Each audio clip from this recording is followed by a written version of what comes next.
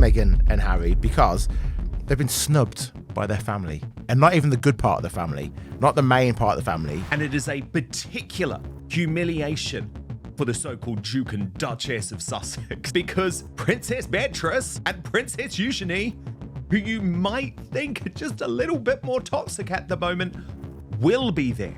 I never thought that this would be easy, but I thought it would be fair, and that's the part that's really hard to reconcile. But see, Meghan Markle is an attention seeker, but this weekend, she got placed in the one box she never saw coming. The entire royal family gathered at a private wedding. The Yorks were there, the Edinburghs were there, even the minor royals nobody Googles. And Harry and Meghan weren't even sent an invitation. And the box the family just put them in should terrify them both, because that box makes them invisible. And invisibility is the one thing Harry and Meghan cannot afford, especially at an occasion like this. Notwithstanding whether or not they would have gone to the wedding, they've not been invited. Ouch. Peter Phillips got married on Saturday, and the entire royal family showed up to celebrate. That sentence sounds simple, but the weight of it, who was there, who wasn't there, and what that divide actually signals is anything but simple. Let's just leave King Charles to one side. I think the young royals absolutely have no contact with Harry and Meghan anymore and don't intend for them to be part of any major celebrations. This was Peter Phillips, the grandson of the late Queen Elizabeth, son of Princess Anne. He is not a peripheral figure. He is part of the inner circle. And when he stood at that altar with Harriet Sperling, the people he wanted in that room were a direct, public, unmistakable statement about who belongs in this family and who does not. This is a brutal snub. This is a wild slap in the face. Harry will be devastated. Let's set the scene. Minor royals who haven't made front pages in years turned up and took their seats without incident. King Charles and Queen Camilla made a brief appearance at the Epsom Derby the same day, which tells you just how busy a royal weekend this was. And yet, this wedding still drew the family in. It was a significant family event, and the entire Windsor clan, in all its complexity, showed up for it, except two people. And the reason why this is a brutal snub is because Peter Phillips and Harry have been very, very close for many years, going all the way back to 1997 when Diana passed.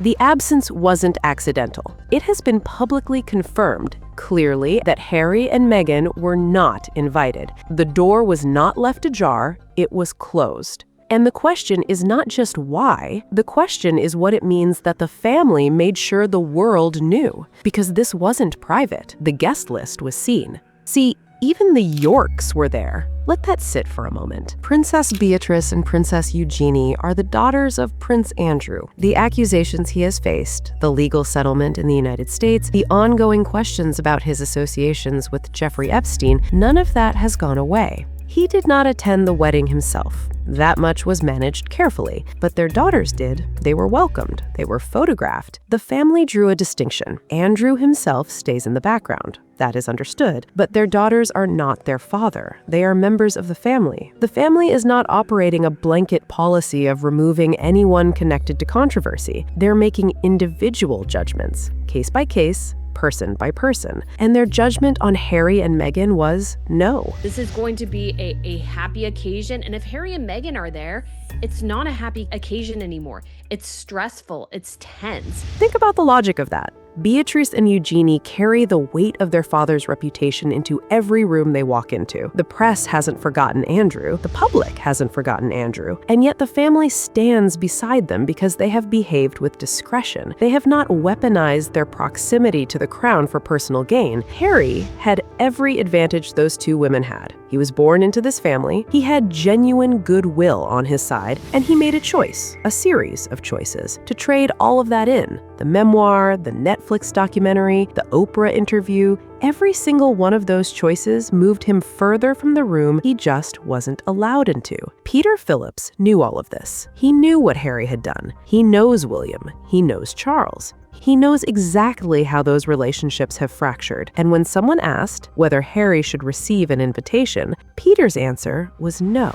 See the sisters, which is just not as grave a threat as Harry and Meghan. Harry and Meghan are the threat, not Beatrice and Eugenie. A man who reportedly attended Prince Philip's funeral in part to act as a bridge between Harry and William, who has known Harry his whole life, looked at the situation and decided, not at my wedding, not on my day, not anymore. He had just placed Harry in the so-called Andrew box. There is a box in this family, an invisible one. It is reserved for members of the Windsor family who have become too problematic. Andrew is in that box. He attends private family events very selectively, if at all. He is managed carefully and kept at a careful distance from anything that reflects on the institution publicly. Nobody ever thought Harry would end up in that box. Not when he was the nation's favorite prince, grinning at Invictus Games. Not even when he stepped back from royal duties. There was still a sense that this was temporary, a reset, that eventually the family would find a way through. That sense has now evaporated. The Andrew box was built on scandal and suspicion. Harry arrived at the same address via a different route, not through accused criminal behavior, but through a sustained, calculated campaign to profit from his royal identity while dismantling the institution that gave him that identity. Different road, same destination. And Peter has dumped Harry. It's the ultimate cancellation because it's a royal cancellation. It's mind-boggling that Harry wasn't invited. Now, before we came... And here's the thing about the box that nobody seems to be discussing. It doesn't come with a clear exit. The people are there because the family has concluded that their presence creates more problems than their absence. Once that calculation is made, it is extraordinarily difficult to reverse, because reversing it requires trust. And trust, once broken at the level Harry and Meghan have broken it, does not rebuild quickly. It rebuilds through actions, sustained over years, with no guarantee of success. But putting trust aside, there is one more detail here that you simply cannot ignore. The Peter Phillips wedding is not an isolated event. It is the latest in a pattern that has been quietly building for several years. Think about the Westminster Abbey service for the late Queen's death. Harry and Meghan attended, but the seating arrangements said everything. They were placed deliberately away from the working royals. They were visible enough that no one could claim they had been entirely erased from the proceedings, but the physical distance communicated something unmistakable about their standing. That, hey, Harry and Meghan, you no longer have the status you think you do within this family in terms of being high-ranking royals and treated like Catherine and William Charles. Think about the coronation. Harry came alone. Meghan did not attend. He was seated in the third row. He left the same day. There was no reunion, no reconciliation, no visible warmth, just the minimum required to avoid a headline about total family breakdown. In and out. Managed, not welcomed. And now, a private family wedding. Not a public occasion where appearance is managed by communications teams, a private gathering where the guest list reflects genuine personal desire rather than institutional obligation. And the answer was no. Each of these moments taken individually can be explained away. Seating logistics, travel constraints, scheduling. But when you lay them all out in order, Westminster, the coronation, Invictus, now this, a very clear picture forms. The family is not edging towards reconciliation. What's telling is that Harry seems to understand this. You can see it in his behavior, the efforts to be photographed attending events with some proximity to institutional legitimacy. He is performing relevance, and the family's continued exclusion of him makes that performance look increasingly hollow. But while Harry was projecting calm, something happened the very same day as the wedding that told a completely different story. On the same Saturday that the entire royal family gathered at Peter Phillips' wedding, Meghan Markle sent an email for her As Ever brand. That may sound like a minor detail. It is not. Saturdays are not strong email days for direct-to-consumer brands. The data is consistent on this. Open rates are lower, engagement drops, and marketers who understand their audience generally avoid pushing communications on a Saturday unless there's a specific reason to do so. So why Saturday? Why this particular Saturday? The email talked about gatherings. It referenced outdoor picnics, the soft ritual of winding down with people you care about. On the day Meghan was not invited to a family gathering, on the day the whole royal family was photographed together without her, she sent an email to her subscriber list talking about how to host the perfect get-together. So I'm jealous or I'm frustrated that I'm not there because she said our favorite gatherings. Now, you can call that a coincidence. You are welcome to. But Meghan Markle's communications team does not accidentally dispatch emails on calendar days with no strategic awareness of what else is happening in the news cycle. These things are planned. And if the timing here was truly accidental, it represents a staggering failure of basic brand management from a woman who insists her business ventures are passion projects she pours herself into. The more logical reading is that this was reactive, a move to stay visible, to flood her own narrative on a day when the alternative narrative, her absence from a family event, was gaining traction. He still cannot see the reasons why his family do not trust him, do not want him near them. And if you needed further evidence that the wound is real, consider this. The email copy itself is not polished. It does not read like confident, assured lifestyle content. It reads like someone writing through frustration. Meghan's business is struggling. The projects in development have not materialized into anything tangible. The partnerships and investments she has publicly aligned herself with are, so far, not showing the returns that would justify the volume of media coverage they have received. And what was supposed to be the differentiating factor, her royal connection, her proximity to the world's most famous family, is being stripped away. But without that royal connection, what does either of them actually have? Seems like nothing. Their entire value proposition is predicated on one thing: royal adjacency. The fact that Harry's father is the King of England. The fact that Meghan married into the most recognized family on the planet. That is the product. That is what is being sold every single time. Strip that away, and what remains? So the fact that Harry went to Philip's first wedding, Philip went to Harry and Meghan's wedding, and now Philip has not invited Harry. This is it. It's an act of war. Yeah. Harry is a man who left school without exceptional academic distinction, served in the military with genuine courage and dedication, and that is genuinely to his credit, wrote a memoir that alienated most of the people who once championed him, and now occupies his time attending social events and watching polo. He is not running a company. He is not leading a charity with measurable outcomes. Archewell, the organization he and Meghan announced with considerable fanfare, has produced very little that you could point to and say, this changed something. He does not represent a government, an institution, or a cause with sufficient weight to command the rooms he still manages to get invited into based solely on who his father is.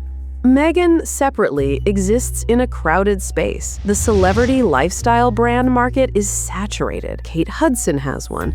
Gwyneth Paltrow built one that has generated genuine revenue over many years. And Gwyneth had a 30-decade film career and a very specific health-focused audience before she pivoted. Reese Witherspoon built a book club and production company that created real content with real audiences. What sets Meghan apart from any of them? She is not a better businesswoman than Gwyneth Paltrow. She does not have the long-form audience trust that Reese Witherspoon built over decades. She has a royal connection, and only a royal connection. That is the only differentiator she possesses in a market full of women who are more talented, more creatively focused, and, frankly, more interesting as brand personalities. And every time a photograph gets published of the royal family gathered at a wedding without her, that differentiator loses a little more of its shine. He's desperate to get back to England, desperate to get back to his family. He misses his old life. For Meghan, she is interested in a return to the UK. The palace understood something long ago that Harry and Meghan are only now coming to terms with. The moment you step outside the institution, the clock starts ticking. Royal relevance outside of actual royal life has a shelf life, and you can extend it for a while through strategic media moves and carefully placed stories, but you cannot extend it indefinitely. You cannot keep selling royal proximity to a world that is watching the royal family visibly, publicly, repeatedly decline fine to have you near them. But this wasn't just about Harry and Meghan's brand. There was a deeper reason this wedding felt like such a turning point, and it comes down to one word that Peter Phillips and Harriet Sperling earned in 2 years that Harry threw away in 6. Harriet Sperling is, by royal world standards, a newcomer. She has known Peter Phillips for a relatively short time. She has had no lifelong preparation for the scrutiny that comes with marrying into the Windsor extended family, and yet, she is trusted. The family showed up to her wedding. They embraced her. In the space of roughly 2 years, she has earned a place in that room that Harry, who was born into it, no longer holds. How? Discretion. The very thing Harry threw away. She has not spoken to the press about her private life inside the Windsor world. She has not used her proximity to Peter's family as content. She has simply been present, private, and trustworthy. Harry had 36 years to do exactly that. He grew up inside this family. He attended those private dinners, those quiet gatherings, those moments where people say things they would never say in public because there was family and they believe they are safe. And then he wrote a memoir, and then he sat across from Oprah Winfrey, and then he narrated a Netflix documentary in which he discussed his family's most private dynamics with a production team, a streaming service, and eventually a global audience of millions. That is what he traded discretion for, and the price of that trade is now being collected. The family is not cruel about it. They are not publicly humiliating Harry in the way that a tabloid might. They are simply moving on without him. They are building new trusts with new people. But here is the question hanging over everything. Can that door ever be reopened at all? Harry wants back in. That much is not really in question. You can see it in the way his public persona has shifted over the past year. The veteran charity work, the Invictus presence, the reported efforts, through intermediaries, to reestablish some kind of relationship with Charles, a man who, by all accounts, has not slammed that particular door fully shut, a man dealing with a serious illness who, by all accounts, would like some version of a relationship with his younger son before time makes that impossible. Charles, to his credit, seems willing to leave a window open, not a door, a window. But even that is not enough to translate into wedding invitations because Charles does not control Peter Phillips' guest list, and Peter Phillips made his own decision. And that is the part Harry perhaps did not fully anticipate. He may have assumed that if he managed to navigate some kind of working relationship with Charles, the wider family would follow. The Yorks were there despite Andrew. Harry was not there despite Charles. That gap between what Charles might tolerate and what the rest of the family actually chooses is the gap Harry is falling through. The family's message is not that the door is permanently sealed. It is something more complicated and in some ways harder to hear. The door is open, but you have to earn your way back through it, not through a single reconciliation gesture or a quiet diplomatic maneuver, through consistent, sustained, demonstrated behavior over years. Harry, at this point, is nowhere near that threshold, and Meghan, who shows no visible signs of viewing the royal family as anything other than a brand asset to be strategically deployed or distanced from, depending on which is more commercially useful at any given moment, Meghan is even further. So as Trooping the Color approaches, as the next set of royal photographs prepares to circulate, it is worth asking what Harry and Meghan are doing instead, what the parallel life looks like, whether it is everything they said it would be. Because the most expensive trade Harry ever made was the one that put him in the Andrew box, and unlike Andrew, he wasn't pushed. He walked in himself. And for Meghan, the path was different, but the destination was exactly the same. Meghan Markle is an attention seeker, but this weekend, she got something far more damaging than negative attention. She got the thing that no amount of Saturday emails can fix. She got ignored, and the box she's in now, it doesn't come with an easy exit. Do you think Harry will ever find his way back, or is the door closed for good? Drop your answer in the comments.